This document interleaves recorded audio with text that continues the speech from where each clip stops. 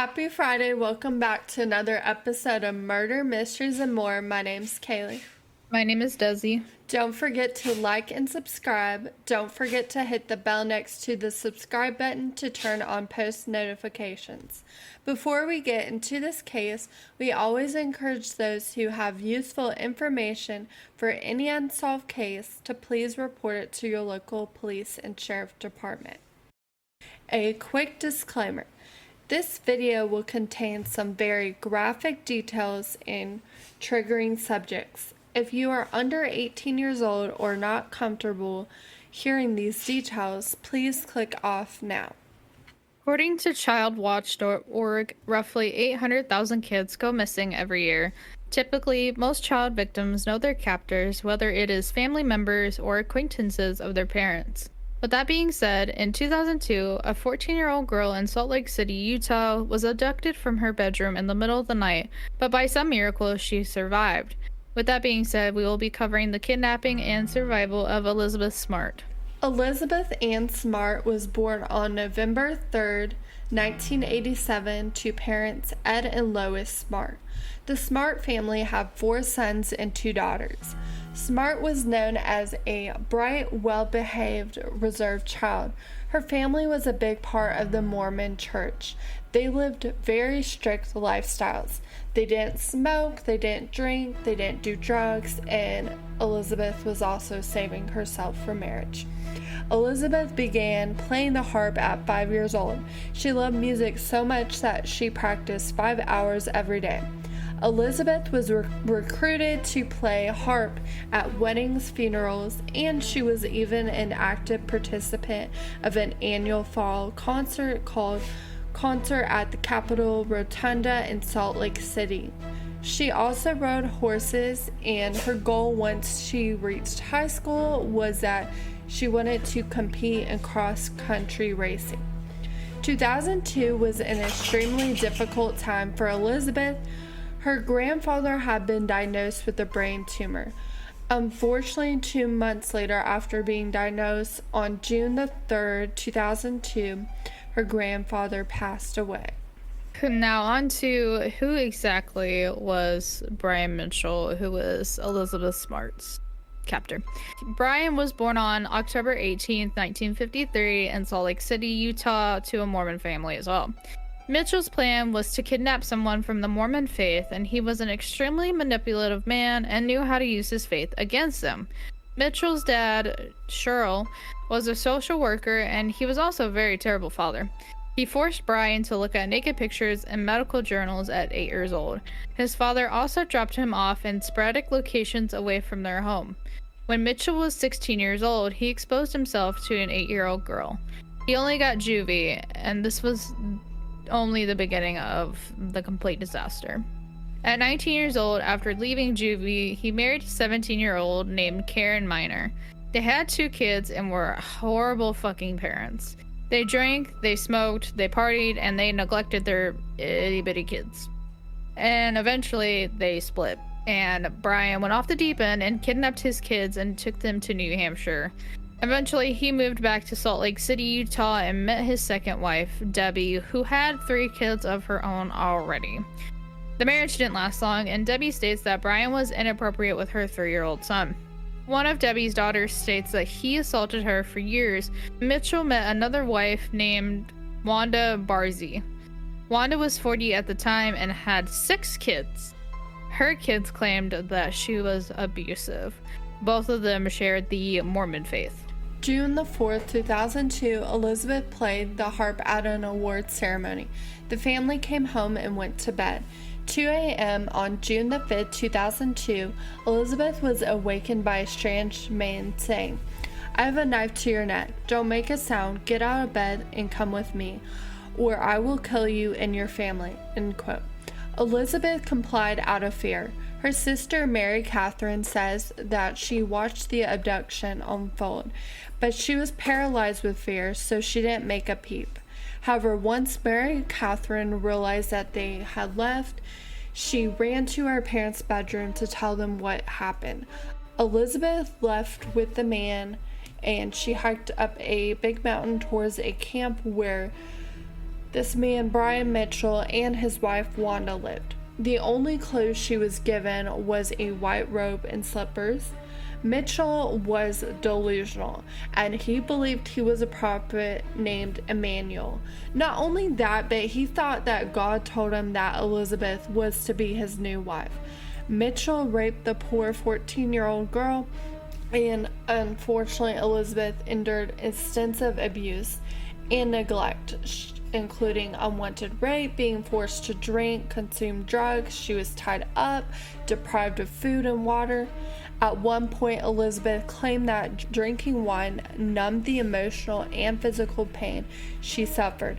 She also said that very early on in her abduction, she wished that Mitchell would have killed her right away, because she at least thought her body would be found and she wouldn't have to go through any more pain.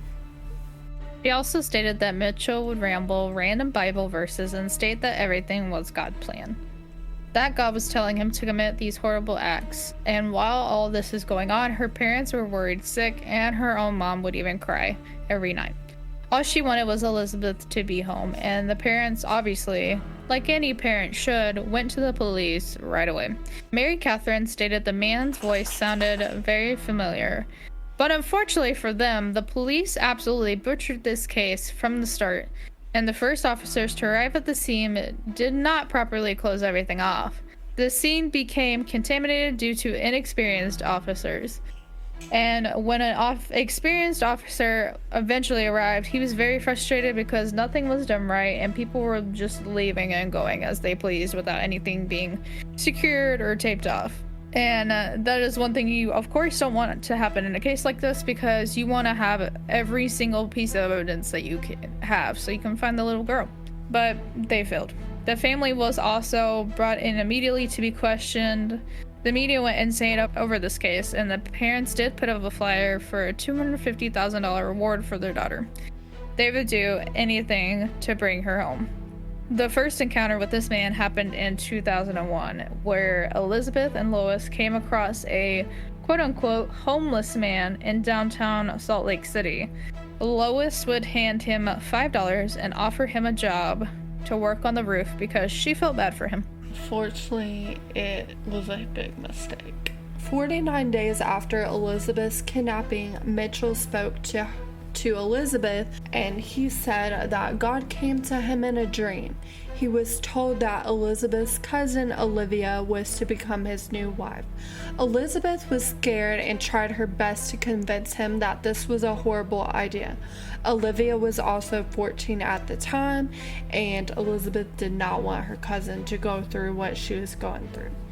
She told him that if he tried to take Olivia, he may risk getting caught. Brian didn't care, and on July 24th, 2002, the attempted kidnapping would occur. As Brian was cutting the window open, his elbow bumped into picture frames. Olivia's mom heard the noise and she was jolted awake.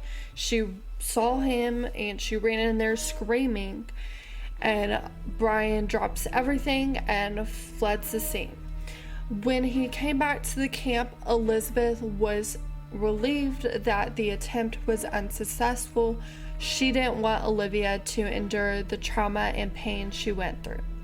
Olivia's mom obviously reports the break-in to the police, and she explains that they are related to Elizabeth Smart, that the break-in could possibly be connected. But police believe the opposite, and they think it's just a silly prank. Which is wild. Yeah. On top of this, Elizabeth's family faced a lot of scrutiny due to the media stating Elizabeth's window was cut from the inside and not the outside, which indicates that this was a quote-unquote inside job. An anonymous source from the police stated that Elizabeth's uncle is possibly guilty because of inconclusive results, but polygraphic tests are not always accurate, and there's always room for error when it comes to any type of technology. However, Elizabeth's dad is okay with this because it gave the case more coverage, which meant more effort towards finding his daughter. Many times during Elizabeth's kidnapping, they moved around from Utah to eventually California. A man by the name Richard Ritchie was the top suspect for a while. He was constantly interrogated by the police and accused of her kidnapping. He was arrested on June 14th, 2002, 9 days after Elizabeth's kidnapping for a parole violation. However, on August 27th, 2002, he passed away from a brain aneurysm. Police were completely sold on him being the suspect, but the family thought the complete opposite. They thought that their daughter was still alive and with her captor. Because he died, they wanted to look into other leads, but police really wanted this case to close. October 12, 2002, for some odd reason, Elizabeth's sister, Mary Catherine, remembers who the man was. She runs to her mom immediately, and she says, "It's the homeless man that they gave the $5 to." And this is when things start to make a whole lot of sense. The family tries to get the police to release a sketch to the public, but the police do not believe the little girl, even though she witnessed the whole entire abduction, and she even recognized his voice. Also do realize that releasing the sketch could cause some potentially bad consequences that could have gotten Elizabeth killed. The family, though, is fed up and they hire someone to release the sketch with their permission. The sketch was released on February 3rd, 2003, and that's the exact same day that Elizabeth does her best to convince Mitchell to go back to Utah, because at the time Elizabeth was in California.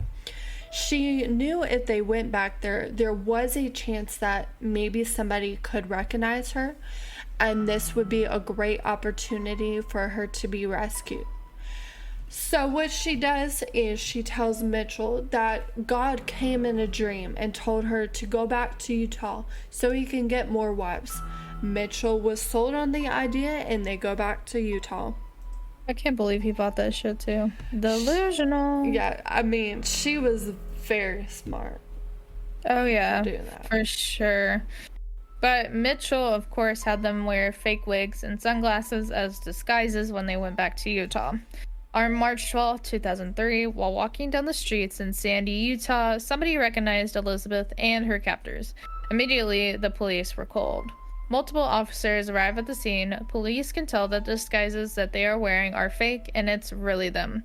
Elizabeth and her captors are all separated. When police question Elizabeth outside and show her a picture of her and ask if she's Elizabeth, she's completely terrified and says no.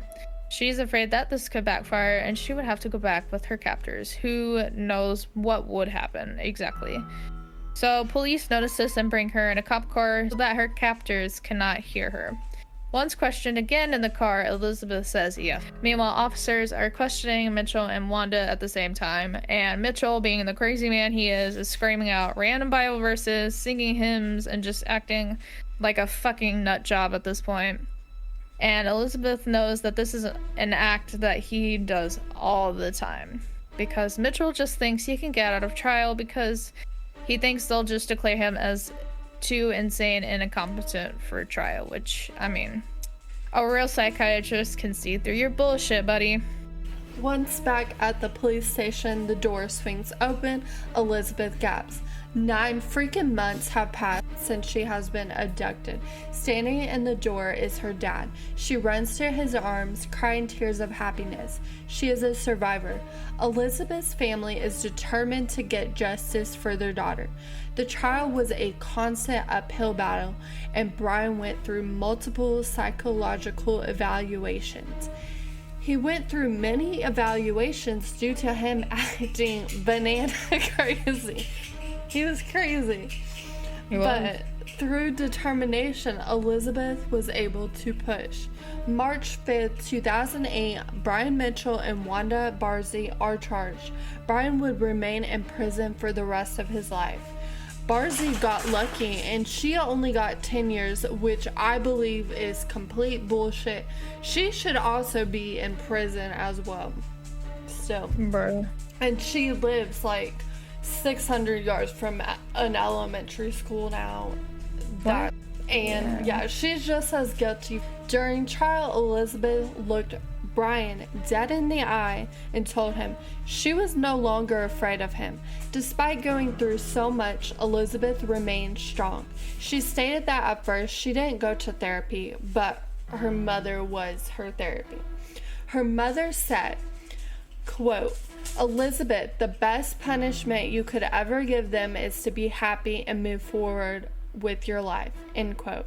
Elizabeth is now an advocate for those who have been kidnapped and sexually assaulted. She is a survivor. And now on to Reddit comments. The first Reddit comment section is going to be by a real Elizabeth Smart, and it says, "I'm Elizabeth Smart, abduction survivor and advocate. Ask me anything." And Slavic guy says, "What's your opinion of journalists after your personal experience? Was there any good for you that came from them and their reports, or did you see some/many as exploitative?" And Rose Elizabeth Smart says, "I think the media is like a double-edged sword. It has huge power for good, but at the same time, it can come at a cost." Which is very true, because media tends to either they twist things or they tell the truth. Things. Yeah. And then Slavic guy also asked, "Did you suffer from PTSD? How was the treatment? How long was that rolled?" Real Elizabeth Smart: "I feel extremely blessed in that I have not suffered from PTSD. I have had flashbacks. I now have aversions to things that didn't bother me before, but that's it." Yeah, that's pretty amazing that she doesn't seem to have PTSD after going through all that. Because a lot of kidnapped victims do have PTSD. They do, yeah. And it's understandable. Yeah. Too shifty for you. What misconceptions about your abduction would you like to make people more aware of? Elizabeth Smart replies, "I couldn't just run away. I couldn't just scream out. Everything I did to survive. I never suffered from Stockholm Syndrome. I never identified with my captors or cared about them. Every decision was made with my survival in mind," which I feel like anybody would do in that situation. You only think about yourself. Yeah. Yeah, definitely. And honestly, if she tried to run away sooner, I don't know if she would have survived. Probably would have been killed by that crazy fucking cultist man. Yeah. And then making_mischief, were there moments when you thought this is it? Conversely, were there moments when you thought this will all be over soon? And then real Elizabeth Smart: "Yes, there were a lot of times I thought this is it, I'm gonna die, whether it was directly at the hands of my captors or through consequences of their actions. It was hard to believe it was over until I was in my dad's arms being hugged at the police station." Rusty Shackelford: "In your opinion, as a children's advocate, what are some practical, common sense steps parents can take to help their children avoid abuse?" Number one is going to be, make sure your child knows they are loved unconditionally, and make sure your child knows what unconditionally means. Number two, make sure that your child understands that no one has the right to hurt them or scare them in any way. It doesn't matter who they are, friend, family, religious leader, whoever, it doesn't matter. And number three, should anyone hurt your child or threaten them in any way, they need to tell you. Yeah. Yeah, I agree with that. I agree with that. Sin_me_calm_nudes. The most obvious question is, how are you doing? And also, what type of therapy has helped you the most? She said, "I'm great. You have to find what's right for you in therapy. There's no formula for everyone. For me, my family was huge. I found my music extremely therapeutic. I have also found horseback riding and being in nature therapeutic." Yeah, I can definitely see how music and horseback riding, nature, and even, she had a great family life. So yeah, I definitely could see how that was therapeutic for her. I could see that too. Your mom's hair curler. Wow. What was it like trying to rejoin society? Did or do people always want to ask details, or have they generally been respectful? People have always been very respectful. The hardest part about rejoining society was realizing that I would never go back to being the old me, which is sad because she was pretty young at the time, so you have to think she's never just going to be the same person ever again. She has a whole different outlook on life. Definitely. Girl power. How did you meet your husband? How has he been involved with your advocacy work? We were both serving missions in France for our church, and that's where we met. He supports me so I can do my advocacy work because it can be emotionally taxing. I'm definitely glad that she was able to find somebody supportive. Definitely. The next Reddit comment section is going to be by deleted. 14-year-old Elizabeth Smart left at a house party in public for the first time after being kidnapped, raped, and isolated with her kidnappers for months. Friendly_shower? Okay. I remember driving through Utah after she was kidnapped and police were checking vehicles and her face was on billboards everywhere. Come to find out she got snagged by a pedo sicko wannabe cultist who many people knew was a whack job. Yeah, he was a whack job. Definitely. He was a cultist. It was weird. Fiction Smith one. Her eyes in the picture says all there needs to be said. The amount of torture and suffering she's going through. Such a sad story for such a beautiful soul. Glad that piece of filth is rotten in jail. Yeah, it's good he's in jail, but Wanda should be in there too. Yeah, she needs to go back to jail. Right, bitch. Hogfish Maximus. Only by God's word can humans justify such cruelty. There's no evil worse than the belief that God exists. You have your right to believe, but when you turn it as an excuse to do horrible things, that's not how this works, honey. Yeah. You're just evil. Yeah, don't use religion as a power to hurt people. On to the last Reddit post by Oh It Was Love. Today I learned that Elizabeth Smart, kidnapped rape survivor, believes abstinent-only education to be wrong. Oh, this is by Oh It Was Love, who is the OP. Smart, who grew up in a strict Mormon household, recalled being taught in school that women who engage in premarital sex are like chew pieces of gum that nobody wants to chew again. That has to be one of the saddest things I have ever read. That is very sad to say. Very sad. Happy Giraffe, I like your name. When my sister took that health class in 10th grade, one of the activities they had to do was write their names on paper plates, along with the things that matter to them. Then they drew scenarios from a hat. People drew things like wait till marriage, said no to sex, and got to put their plates on the wall. The kids who drew things like gave into peer pressure or had sex and got pregnant had to crumple up their papers and then pin the crumpled versions up. That's sad. Kind of fucked up. Everybody has their own choices, but we have free will. Definitely. We're not controlled. Eagle 0100. This is one of the reasons that I'm so happy my university has started a week of actual sex education, made much better by the fact I go to school in the South. The GOP lawmakers are flipping out about, but it has helped a lot of people get over the precise issue. Yeah, I feel like there's definitely a better way to teach it. Bro, this is a fucking username. Lady Pumpkin Tits. I recall being told something similar in a high school health class. An abstinence-only group came in and acted out, said some weird shit. One was the comparison that people who have sex before marriage are like toothbrushes that have been used by someone else. You wouldn't want to use some stranger's nasty used-up toothbrush, would you? That's not the same thing, bro. That's really not. No. Dumb Bum 74. My mom did her wedding dress. She's a really sweet woman. Deleted. Something along the lines of, you're offered 2 Coca-Colas. One you get to open yourself, the other has had 7 penises in it. Which do you choose? Bruh. I mean, yeah. But that's not the same, I'm sorry. It's not the same. Nobody wants to stick their dick in a Coca-Cola. No. That might be spicy. Ugh. Spicy one. That's spicy water for your dick.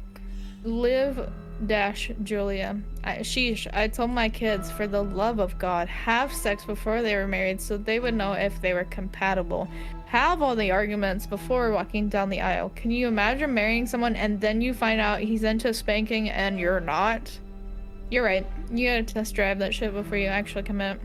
Otherwise, you're stuck and then it's miserable.